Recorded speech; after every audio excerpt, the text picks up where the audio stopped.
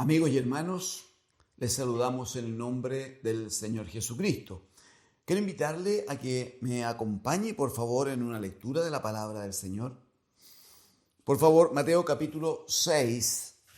Mateo capítulo 6, a partir del versículo número 6 también, hasta el versículo 15. Leamos para que dejemos material planteado para una próxima sesión. En el versículo 6, Jesucristo decía: mas tú, cuando ores, entra en tu aposento y, cerrada la puerta, ora a tu Padre que está en secreto, y tu Padre que ve en lo secreto te recompensará en público. Y orando, no uséis vanas repeticiones como los gentiles, que piensan que por su palabrería serán oídos. No os hagáis pues semejantes a ellos, porque vuestro Padre sabe de qué cosas tenéis necesidad antes que vosotros le pidáis. Vosotros pues, dijo Jesús, oraréis así: Padre nuestro que estás en los cielos, santificado sea tu nombre, venga tu reino, hágase tu voluntad, como en el cielo, así también en la tierra. El pan nuestro de cada día, dánoslo hoy, y perdónanos nuestras deudas, como también nosotros perdonamos a nuestros deudores, y no nos metas en tentación, mas líbranos del mal, porque tuyo es el reino y el poder y la gloria por todos los siglos. Amén. Y añadió: porque si perdonáis a los hombres sus ofensas, os perdonará también a vosotros vuestro Padre Celestial. Mas si no perdonáis a los hombres sus ofensas, tampoco vuestro Padre os perdonará vuestras ofensas. Amén al Señor. Amén al Señor.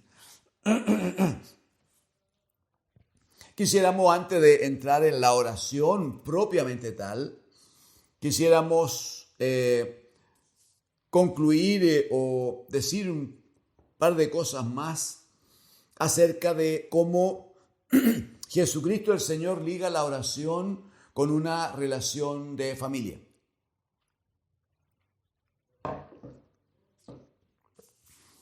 Como Jesucristo el Señor dice que la oración, para que la oración pueda cumplirse, pueda desarrollarse, es necesario establecer primero esta relación entre padre e hijo, y por lo tanto entre hijo y padre.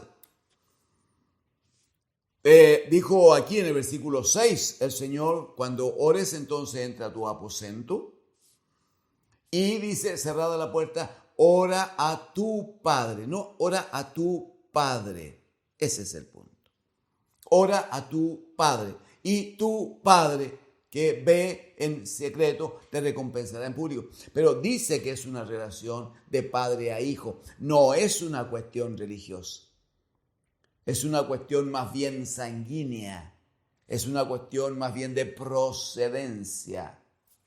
Y allí donde el capítulo 1 del Evangelio de Juan nos ayuda tan hermosamente, porque lo primero que dice, si usted puede, si no, no importa, San Juan capítulo 1 va a decir, versículo 12, mas a todos los que le recibieron, a los que creen en su nombre, les dio potestad de ser hechos hijos de Dios. Mire cómo sigue en el 13. Los cuales, los hijos de Dios, no son engendrados de sangre, ni de voluntad de carne, ni de voluntad de varón, sino de Dios, dice. Son engendrados de Dios. Eso dice. Capítulo 3 de Juan, viene a ver a Jesús un hombre llamado Nicodemo, un enseñador en el pueblo de Israel, un principal, dice la Escritura. En el versículo 1 del capítulo 3 dice: había un hombre de los fariseos que se llamaba Nicodemo, un principal entre los judíos. Este Nicodemo vino a Jesús de noche y le dice: Rabí, sabemos que has venido de Dios como maestro, porque nadie puede hacer esta cosa que tú haces si no está Dios con él. Respondió Jesús y le dijo: de cierto te digo, el que no naciere de nuevo no puede ver el reino de Dios. El que no naciere de nuevo no puede ver el reino de Dios. Está hablando de esto de Juan 1:12. Mas a todos los que reciben a Jesucristo y creen en su nombre, les dio la potestad de ser hechos hijos de Dios, los cuales no son engendrados de sangre ni de voluntad de carne, sino de voluntad de Dios. Ahí no hay participación de varón, ahí está la participación, la vida, la obra de Dios, el Señor, sobre un hombre que requiere nacer de nuevo, como le dice el Señor a Nicodemo. En el caso de Nicodemo dice: no entiendo, dice, porque ¿cómo un hombre viejo como yo va a entrar en el vientre de su madre para nacer de nuevo? Y Jesucristo le dice: no. Tú no es verdad que no entiendes. En el verso 5 dice: de cierto te digo, el que no naciere de agua y del Espíritu no puede entrar en el reino de Dios. Verso 6, lo que es nacido de la carne, carne es, y lo que es nacido del Espíritu, Espíritu es.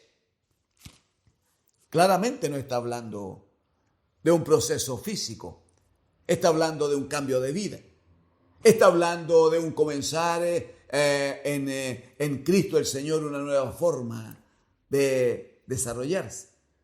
Es lo que Pablo explica en la segunda carta a los Corintios, capítulo 5, verso 17, cuando dice: de modo que si alguno viene a Cristo, si alguno está en Cristo, nueva criatura es. Las cosas viejas pasaron, he aquí todas en él son hechas nuevas. Ese proceso, amigo y hermano, es absolutamente fundamental, pero absolutamente indispensable para que un hombre venga, sea hecho, sea adoptado por Dios como su hijo. Y a partir de ese momento, ese hombre podrá orar permanentemente a su Padre y decir como lo enseñó el Señor luego. No se puede orar a Dios y decirle: Padre nuestro, si Él no nos ha adoptado. No se le puede decir: Padre, atiéndame, respóndame estas necesidades que tengo, si Él no me reconoce. ¿Cómo le voy a decir Padre a alguien en cuya libreta de familia yo no aparezco? Es fundamental que esté mi nombre inscrito en el libro de Dios. Por eso que un poco más adelante, no lo vamos a ver por tiempo, pero un poco más adelante el Señor Jesucristo mandó a los discípulos de 2 en 2 a predicar el Evangelio delante de Él, a los lugares donde Él iba a ir a llevar la palabra. Y cuando vuelve, los discípulos iban bajo comisión. Cuando vuelve, los discípulos dijeron: Señor, aún los demonios se nos sujetan en tu nombre. Y el Señor dijo: está bien, pero no se gocen por esas cosas, dijo. Alégrense porque vuestro nombre está inscrito en el libro de la vida. Está inscrito en el libro de Dios. O sea, gócense por ser hechos hijos de Dios. Lo demás es consecuencia. Permítame dejarlo hasta allí por ahora. Y avancemos un poquito cuando el Señor dice, versículo número 7, y cuando estén con su Padre, porque esto ya es instrucción para los hijos. Y orando dice, no uséis vanas repeticiones, como lo hacen los gentiles, que piensan que por su palabrería serán oídos. No os hagáis pues semejante a ellos. Ay, ¿por qué? ¿Cómo no le voy a informar a mi Padre lo que necesito? ¿Cómo no voy a estar todos los días planteando las mismas cosas? El Señor dijo, porque vuestro Padre, estoy en el versículo 8, porque vuestro Padre sabe de qué cosas tenéis necesidad antes que vosotros le pidáis. Vuestro Padre sabe de qué cosas tenéis necesidad antes que vosotros le pidáis. Que algunas de las damas y varones que hoy están con nosotros y nos escuchan, permítame un ejemplo doméstico. Si en casa suya o en casa de un pariente hay un bebito de meses, de 1 año, de 2 incluso, 3, 4, ¿por qué no? Pero hay un bebito pequeño en casa. ¿Quién sabe cuáles son los horarios de comer del bebito?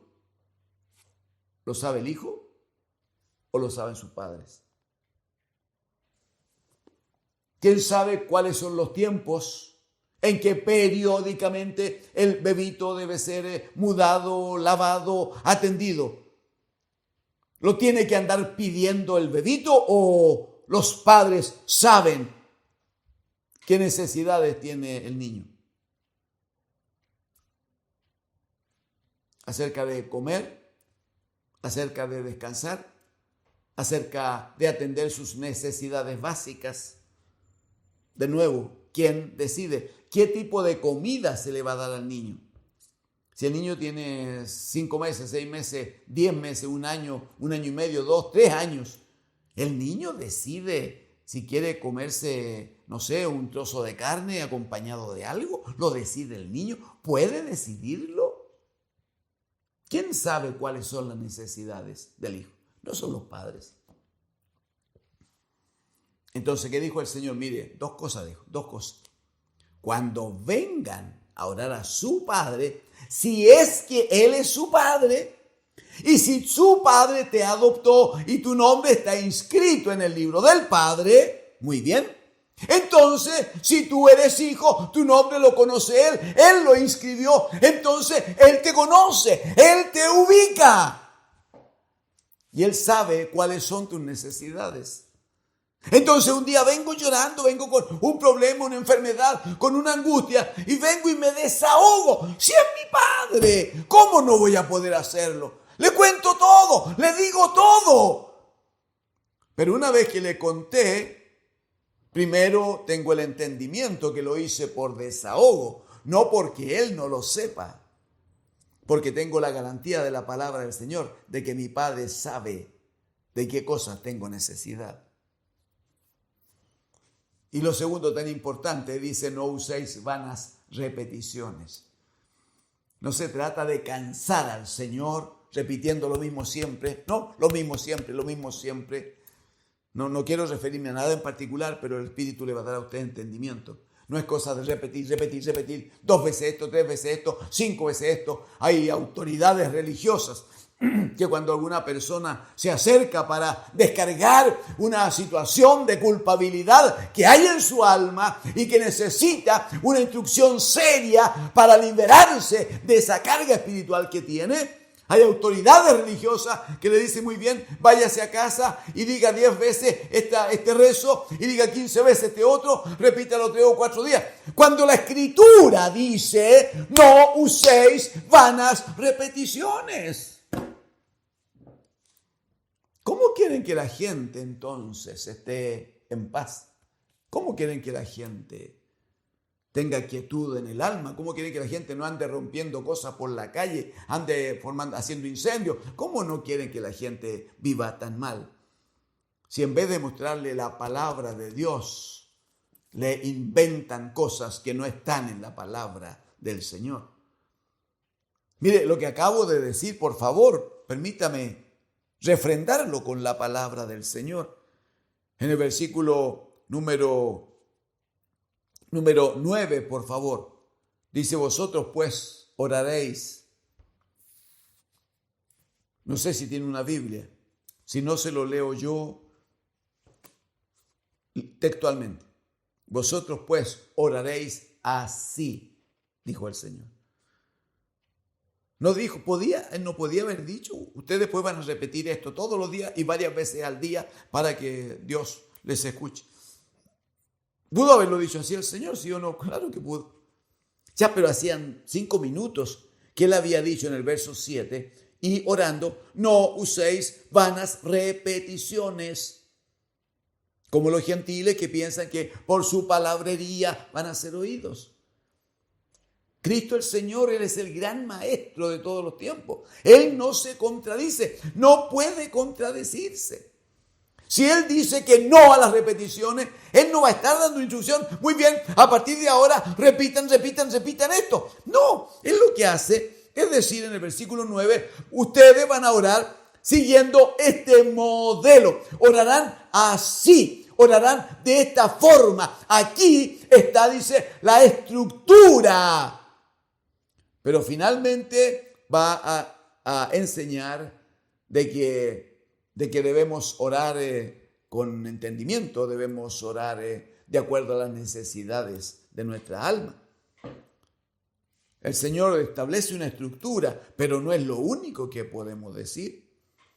Si usted me acompaña brevemente, por favor, en el mismo versículo 9, el Señor dijo, partan de esta manera, digan, Padre nuestro. ¿Por qué tienen que partir así? Porque allí se manifiesta, allí está el testimonio de que el que habla es un hijo con su padre. Y no hablan dos desconocidos. Es el hijo el que viene al padre. Aleluya. Y el padre recibe a su hijo. Entonces al partir, uno parte diciendo al tiro, Padre nuestro. Sí, pero es Padre nuestro porque estoy dando testimonio de que vengo ante mi papá.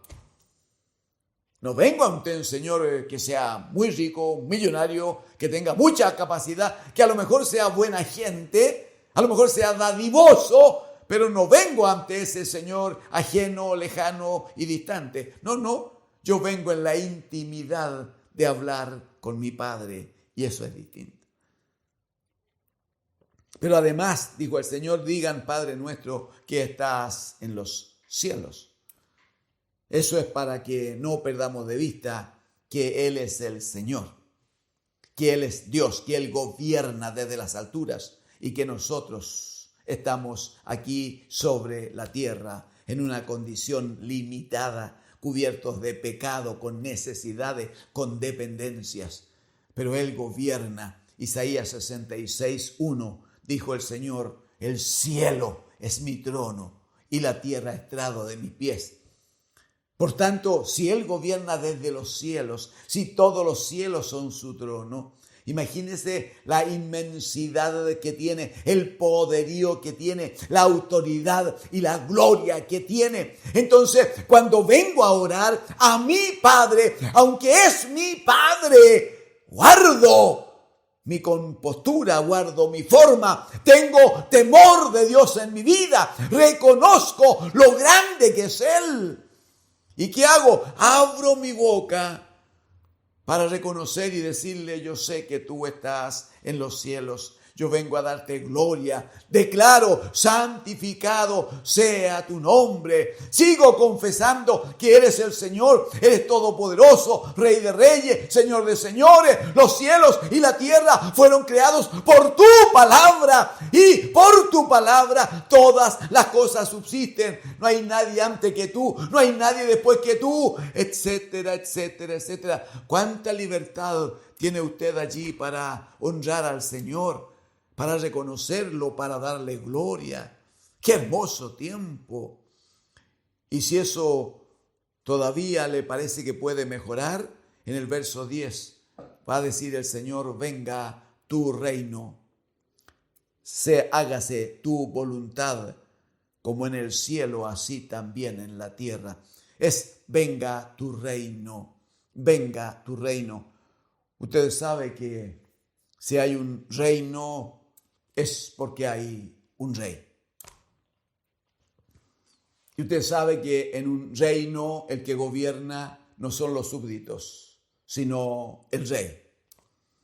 Entonces cuando decimos al Señor, venga a nosotros tu reino, que venga tu reino, Lo que estamos diciendo es que se manifieste en mí tu autoridad, tu poder, tu señorío, que toda tu gloria esté presente sobre mi vida, sobre mi casa, sobre mi trabajo, sobre lo que hago, sobre lo que hablo, sobre la forma en que vivo. Que tu reino se manifieste, que tu reino me administre la vida, que tu reino gobierne sobre mí, entre otras cosas, porque necesito un gobierno que me bendiga, que me saque adelante. Mire por favor lo que dice el apóstol Pablo cuando escribe a los Colosenses en el capítulo 1. Carta de Pablo a los Colosenses en el capítulo número 1. Va a decir en el verso 12, con gozo dice, dando gracias al Padre. Mire cómo el apóstol también dice que al dar gracias, al orar con gratitud o al alabar al Señor, dice que lo hacemos a nuestro Padre. Dice con gozo, dando gracias al Padre que Él nos hizo aptos para participar de la herencia de los santos en luz. Usted sabe que la herencia es solo para los hijos. Verso 13, el cual, el Padre, nos ha librado de la potestad de las tinieblas y nos ha trasladado al reino de su amado Hijo. Observe, por favor, que en este versículo se manifiesta la existencia de dos reinos. Y dice que Dios el Padre nos ha librado, nos ha liberado, nos ha rescatado. Nos ha librado de la potestad de las tinieblas y ¿qué ha hecho? Nos ha trasladado al reino de su amado Hijo. ¿Por qué cuando uno ora dice, venga tu reino a mi vida y que sea hecha tu voluntad en mí? ¿Por qué uno lo que está haciendo al orar allí es decir, Señor, ya no quiero hacer mi voluntad, no quiero decidir yo, no quiero que mi vida sea conforme a mi deseo, porque todo hombre está bajo gobierno, todo hombre. Hablo de gobiernos espirituales, hermano, no estos gobiernos temporales de los hombres. Todo hombre está bajo gobierno, bajo autoridad. Permítame dos textos que debieran ayudarle, espero yo. Evangelio de Juan, en el capítulo 8.